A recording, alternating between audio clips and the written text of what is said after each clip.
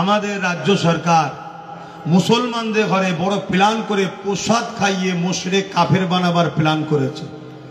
আপনারা জানেন তো নাকি? এটা ন্যায় করেছে না অন্যায় করেছে? রসুল বলছেন অন্যায় দেখলে হাত দিয়ে রোখো, হাতে যদি ক্ষমতা না থাকে মুখ দিয়ে প্রতিবাদ করো, না অন্তর থেকে ঘৃণা করো। অন্যায়কে যে সাথ দেয় সে ইসলাম থেকে বেরিয়ে যায়। এ কথা শুনছেন তো মনে রাখবেন, একটা চক্রান্ত চলছে আমাদেরকে ইসলাম থেকে বার করে দিবার। রাজনীতির নেতাদের উচিত মানুষের রুজি রুটি কাজ কারবার শিক্ষা চাকরি বাকরি নিয়ে ভাবা, তা না করে সেখানে ধর্মস্থান তৈরি করছে।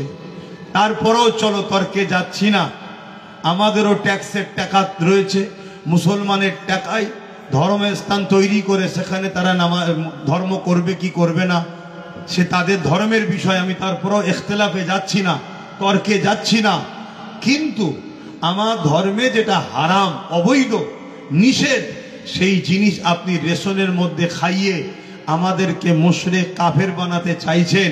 এ বিষয়ে কোনো আলেম উলামা প্রতিবাদ করেছে? কিন্তু আমার বিরুদ্ধে মুখ খোলার লোক অনেক আছে।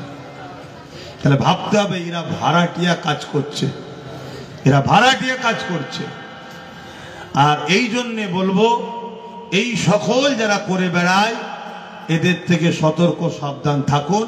একজন ইমানদার হিসাবে, একজন দ্বীনের প্রচারক হিসাবে আপনাদের কাছে কথাগুলো বলেছি। এটা কোনো জনসভা নয়, এটা কোনো পার্টির সভা না, এটা ধর্মসভায় কওমের মানুষকে বাঁচাবার স্বার্থে গুটি কতক কথা বলেছি। কথা বুঝে আসছে?